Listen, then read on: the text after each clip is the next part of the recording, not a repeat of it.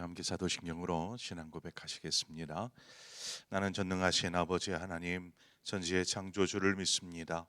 나는 그의 유일하신 아들 우리 주 예수 그리스도를 믿습니다. 그는 성령으로 잉태되어 동정녀 마리아에게서 나시고 본디오 빌라도에게 고난을 받아 십자가에 못 박혀 죽으시고 장사된 지 사흘 만에 죽은 자 가운데서 다시 살아나셨으며 하늘에 오르시어 전능하신 아버지 하나님 우편에 앉아 계시다가 거기로부터 살아있는 자와 죽은 자를 심판하러 오십니다.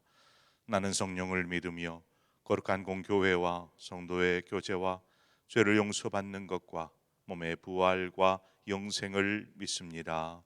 아멘.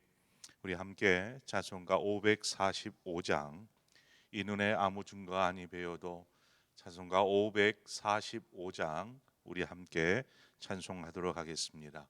545장입니다.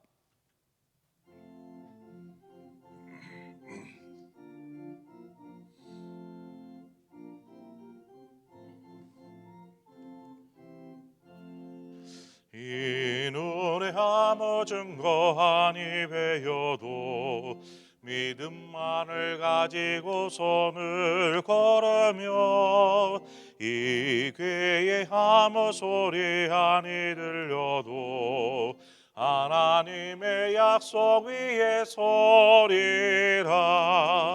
걸어가세 믿음 위에 서서 나가세 의심 버리고 걸어가세 믿음 위에 서서 눈과 귀에 아무 증거 없어도 이 눈이 보기에는 어떠하든지 이미 얻은 증거대로 늘 믿으며 이 맘에 의심 없이 살아갈 때에 우리 소원 주 안에서 이루리. 걸어가세 믿음 위에 서서 나가세 의심 버리고 걸어가세 믿음 위에 서서 눈과 귀에 아무 증거 없어도 주님의 거룩함을 두고 맹세한 주 하나님 아버지는 참 예쁘다. 그 귀한 모든 약속 믿는 자에게 능치 못할 무슨 일이 있을까. 걸어가세 믿음 위에 서서 나가세 의심 버리고 걸어가세 믿음 위에 서서 눈과 귀에 아무 증거 없어도. 아멘. 하나님 말씀 우리 함께 보겠습니다. 시편 60편입니다. 시편 60편 1절에서 4절의 말씀, 1절에서 4절의 말씀을 한 절씩 교독하겠습니다. 시편 60편 1절에서 4절의 말씀입니다. 제가 먼저 읽습니다. 하나님이여 주께서 우리를 버려 흩으셨고 분노하셨사오나 지금은 우리를 회복시키소서.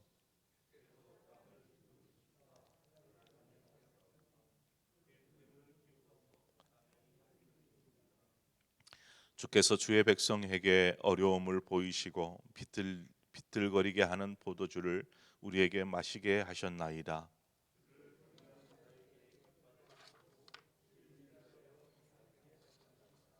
아멘.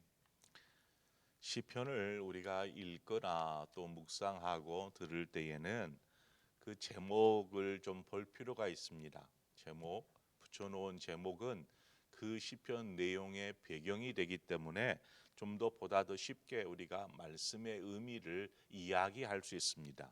이것이 어떠한 상황에서 고백한 내용인지 이것들을 이해하기 쉬워지죠.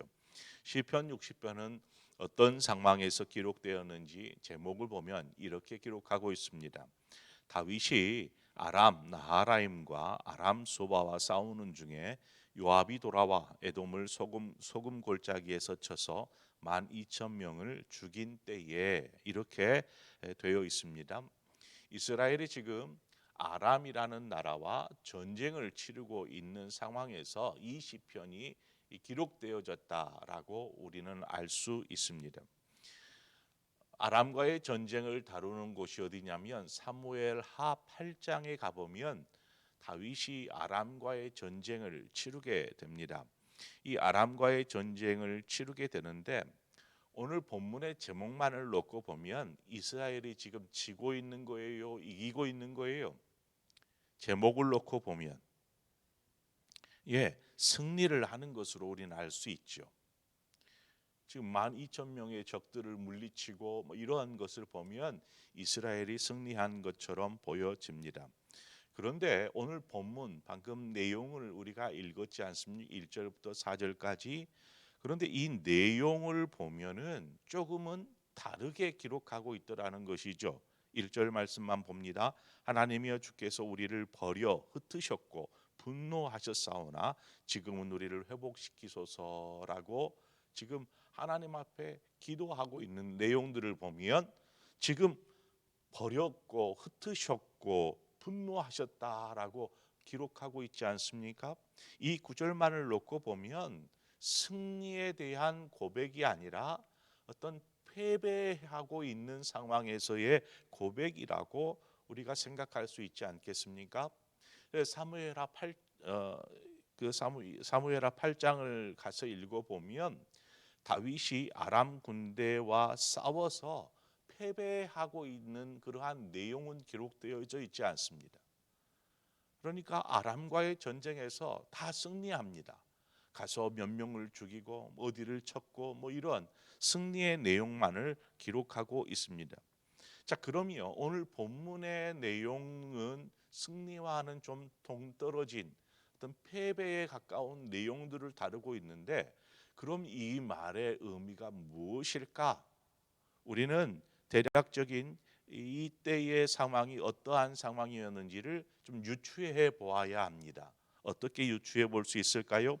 우리가 생각해 볼 수 있는 것은 아람과의 전쟁을 결과만을 놓고 보면 분명히 승리하였지만 그 과정, 전쟁의 과정 속에서는 전쟁에서 밀리기도 하였다라는 것을 우리가 생각해 볼 수 있습니다. 그래서 지금 1절부터 4절의 그 고백 속에는 지금 막 전쟁은 시작되었고 전쟁에서 아람 군대에게 밀리고 있는 이스라엘 이렇게 생각해 볼 수 있는 것이죠. 하지만 결국에는 아람과의 전쟁에서 승리하였다라는 것입니다. 하나님은 여호수아에게 이 말씀을 하셨어요. 전쟁은 하나님께 속한 것이다라는 말씀을 하셨습니다. 뿐만 아니라 이러한 전쟁은 하나님께 속한 것이다라는 말씀이 구약에 몇 차례 등장을 합니다. 역대하 20장에 가보면 너희는 이 큰 무리로 말미암아 두려워하거나 놀라지 말라. 이 전쟁은 너희에게 속한 것이 아니요 하나님께 속한 것이니라 말씀합니다. 그러니까 전쟁은 분명하게 하나님께 속한 것이다라고 하는 것이죠. 흔히 전쟁은 지혜로운 맹장, 즉 지휘관이 있어야 하고 또 용맹한 병사, 군사가 있어야 하고 좋은 무기를 갖추어야 합니다.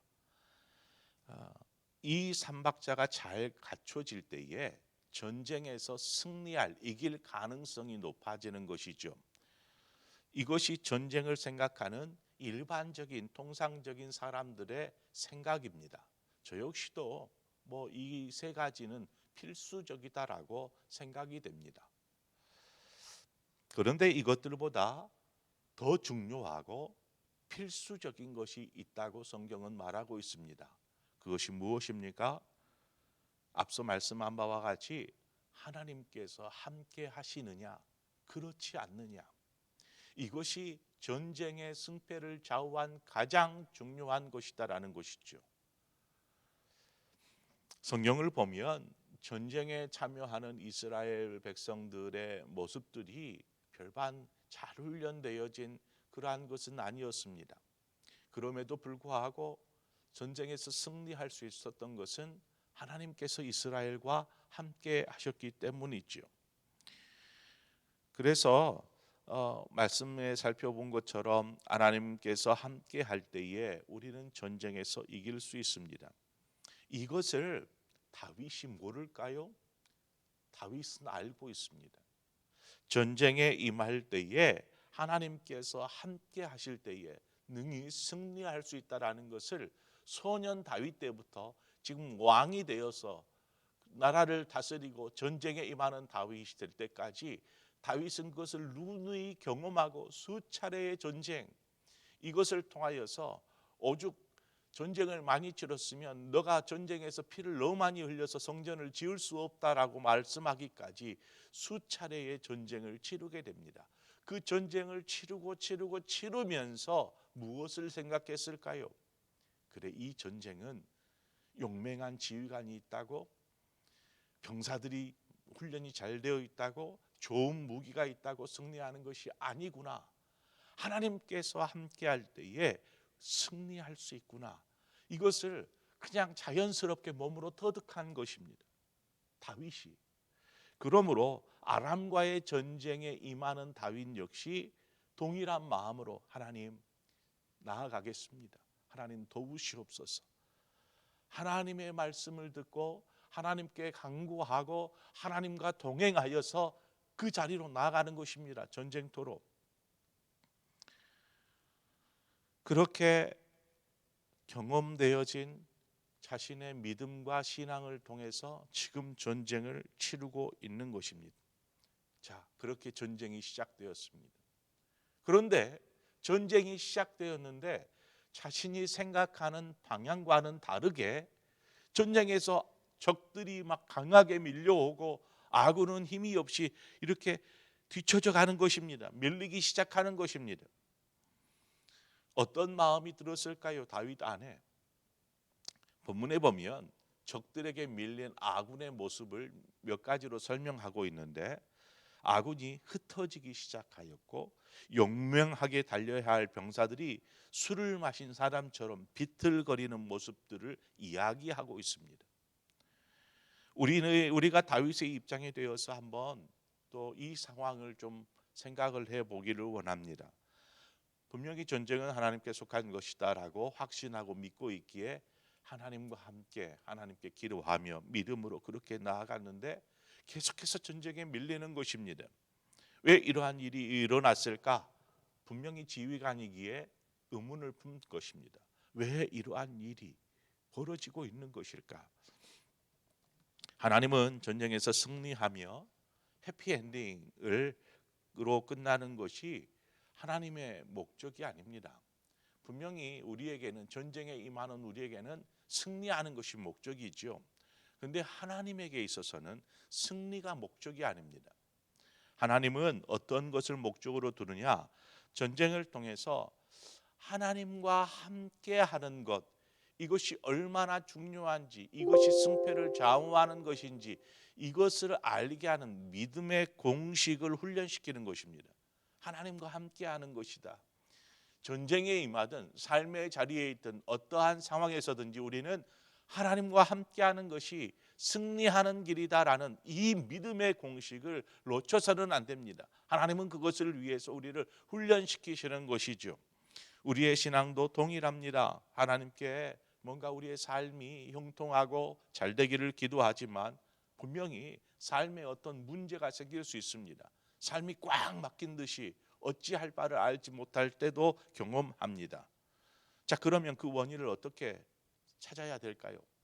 이 모든 것이 하나님이 원인입니까?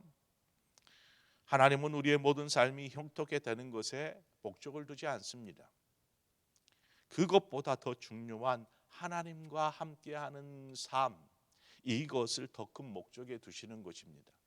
그래서 그 순간에도 내가 하나님과 함께하고 있다, 내가 하나님과 함께 해야지, 삶이 어렵고 전쟁에 밀릴지라도 내가 하나님과 함께 해야지 하는 이 믿음의 생각을 우리는 놓지 말아야 한다라는 사실입니다. 자, 그러면 다윗처럼 이제 이렇게 전쟁에 밀리고 있을 때 우리가 바라는 대로 일이 진행되어지지 않을 때 어떻게 해야 할까요? 다윗은 이 순간을 그냥 흘려보내지 않습니다. 그리고 이렇게 되는 원인이 무엇일까 생각을 하면서 자신과 이스라엘을 돌아봅니다. 다윗은 지금의 상황을 하나님께 아뢰죠. 하나님, 지금 이렇게 힘들게 밀리고 있습니다. 병사들이 지금 막 지쳐서 막 비틀거리고 있고 막 흩어져 있고 막 지금 이러한 상황입니다. 이렇게 이야기하죠. 그리고 나서 자신을 돌아보는 것이죠. 하나님, 회복시켜 주십시오. 그런데 회복을 위해서 무엇이 필요합니까? 자신을 돌아보는 것입니다. 분명히 이러한 일이 벌어졌을 때는 뭐 어떤 긍정적이지 못한 어떤 이유가 있지 않을까 우리는 먼저 생각하게 됩니다. 한마디로 혹 이스라엘이 하나님 앞에 범죄하지는 않았습니까? 하나님의 어떤 우리의 잘못으로 인한 하나님의 징계가 지금 싸움에서 밀린 것은 아닙니까? 우리의 삶이 형통하지 못하는 것은, 문제가 막 일어나고 있는 것은 분명히 하나님께서 뭔가를 말씀하시고자 하는 것 같은데 하나님, 그것이 무엇입니까? 라고 물어보는 것입니다. 점검하는 것입니다. 그래서 어떤 상황에 우리가 원치 않는 상황이 발생을 하면 바로 스스로를 돌아보는 것입니다. 자신의 신앙을 점검해 보는 것입니다. 혹여 하나님이 기뻐하지 않은 어떤 것은 없는지를 살피는 것이죠. 마치 여리고성을 멋지게 무너뜨리지 않았습니까? 이스라엘 백성이. 그런데 그 다음에 나온 아이성을 점령할 때에도 정말 그 기백이 출중했어요. 또 승리한다. 그리고 막 올라갔는데 패배하지 않았습니까? 그때 원인을 돌아봅니다. 하나님, 이것이 어찌 된 일입니까? 우리 안에 어떤 스스로 이스라엘 스스로를 돌아보는 것입니다. 그거를 그렇게 하다 보니까 아간의 범죄가 나오는 것이죠. 아간의 범죄. 그렇게 문제를 찾아보는 것입니다. 설령 그것이 어떤 죄악된 문제 때문에 그렇게 일이 꽉 막히고 전쟁에 밀릴 수도 있지만, 때로는 하나님께서 우리의 신앙과 우리의 믿음을 훈련시키시고 연단시키시고 시험하기 위해서라도 이렇게 행할 수도 있습니다. 여하튼 어떤 상황을 만나든지 자신을 돌아보고 살피는 신앙, 이것은 신앙에 너무나 중요하고 좋은 습관인 것이죠. 신앙의 습관, 자신을 살피는 것입니다. 혹여 하나님 앞에 우리가 뭔가 잘못한 것은 없는지. 욥기 1장을 보면 욥이 어떻게 합니까? 생일에 자식들이 아버지를 초대하고 잔치를 배설하고 이럴 때마다 홀로 하나님 앞에 예배합니다. 그런데 자신만 예배한 것이 아니고 자식들을 위해서 예배합니다. 누구 자식을 위해서 제사 드리면서, 하나님, 이 자식이 혹 부지 중에라도 하나님 앞에 범죄한 것이 있으면 용서하여 주십시오. 이처럼 스스로를 돌아보고, 그래서 당대의 의인이었다 욥을 칭하지 않습니까?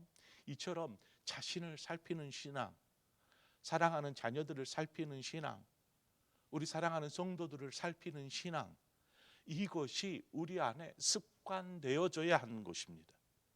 그냥 뭐 그럴 수도 있지 뭐 하면서 그냥 넘겨버릴 일이 아니고, 이것들을 통해서 자신을 점검하고 돌아보면서 또 하나님 앞에, 하나님, 이 모든 것들을 회복시켜 주옵소서, 이러한 하나님께서 회복하시도록 좀 회복을 강구하여야 하는 것이죠. 마지막 4절에 보니까 주를 경외하는 자에게 깃발을 주시고 진리를 위하여 달게 하셨나이다 라고 말합니다. 이처럼 자신을 돌아보는 것, 그것은 하나님을 경외함에서 나옵니다. 하나님을 경외함. 이렇게 하나님을 경외하는 자에게 하나님께서 결국에는 승리를 안겨주시더라는 것입니다. 이 아람과의 전쟁, 패배한 것처럼 보이지만 그 순간을 자신을 돌아보고 자신의 신앙과 이스라엘의 모습들을 하나님 앞에 돌아보면서, 하나님 도와주십시오, 회개하며 회복을 구할 때에 하나님께서 전국에는 승리케 하신 것을 우리는 분명히 보게 됩니다. 우리의 신앙생활 가운데서도 때로는 우리가 원대로 되지 않아서 머리를 싸맬 때도 있고 근심할 때도 있고 염려할 때도 있지만 이것들을 그저 그냥 뭐 이런 일도 있지 뭐 하면서 치부하지 마시고 하나님 앞에서 자신을 점검해 보는, 자신의 신앙을 점검해 보는 신앙, 바로 하나님을 경외하는 신앙을 가질 때에 우리의 삶은 결국 승리로 하나님 앞에 찬송과 영광을 올려드리게 될 줄 믿습니다. 그렇게 항상 자신을 돌아보고 하나님과 함께하는 삶을 지금 견지하고 있는지 살피면서 그렇게 승리의 자리로 나아가시는 우리 모든 성도님들 되시기를 주님의 이름으로 축원드립니다. 함께 기도하겠습니다. 좋으신 하나님 아버지, 은혜와 사랑을 감사합니다. 오늘도 하나님 말씀 앞에 겸손히 서게 하신 아버지, 말씀을 들으면서 하나님께서 우리 안에 또 들려주신 음성을 우리가 그냥 흘려보내지 않겠습니다. 그 말씀을 우리 가슴에 새기게 하시고 이 말씀대로 순종하며 사는 우리의 삶이 되게 하셔서, 때로는 전쟁에 밀리는 것 같고 삶에서 실패하는 것 같고 낙심과 염려와 두려움이 우리를 휩쓸 때에 하나님, 우리가 스스로를 좀 돌아보고 하나님께서 우리와 함께 하심을 믿고 신앙 안에서 다시금 믿음 안에 서서 나아가는, 그래서 하나님께서 주실 그 놀라운 승리를 맛보는 우리 성도들의 삶이 될 수 있도록 축복하여 주시옵소서. 예수 그리스도의 이름으로 기도합니다. 아멘. 오늘 이 시간에 우리 북한 땅을 위해서 함께 기도하도록 하겠습니다. 하나님, 우리 사랑하는 북녘 땅에 삶이 한 민족이잖아요. 하나님, 그 땅에 먼저는 복음이 스며들게 하시고 그 굳건한 벽과 같은 그러한 정권의 이념과 이러한 아픔들이 한순간에 무너지게 하여 주십시오.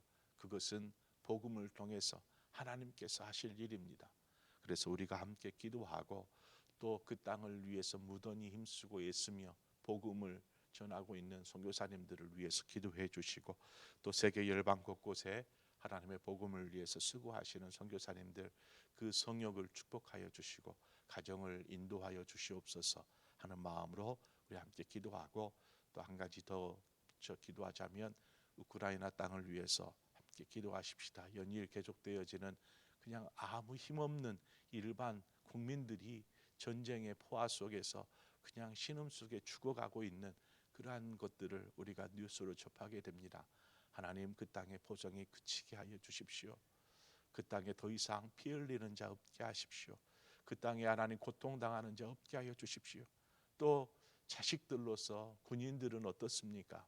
누군가의 자식 일터인데 그냥 사람을 죽이고 죽고 하는 그러한 고통 속에 있는 우리 군인들, 하나님, 이 모든 것들이 끝나게 하여 주십시오. 우리 우크라이나 땅을 위해서 또한 기도하도록 하겠습니다. 우리 함께 이 시간에 북한 땅과 우리 선교사님들, 또 복음을 전하는 이들을 위해서, 또 우크라이나 땅을 위해서, 또 우리 각자의 기도의 제목으로 하나님 앞에 나아가겠습니다. 기도하겠습니다.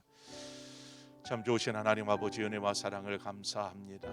아버지, 주님께서 인도하여 주신 것처럼 오늘도 우리의 삶을 하나님 함께하여 주시고 동행하여 주신 것을 감사합니다. 아버지, 우리가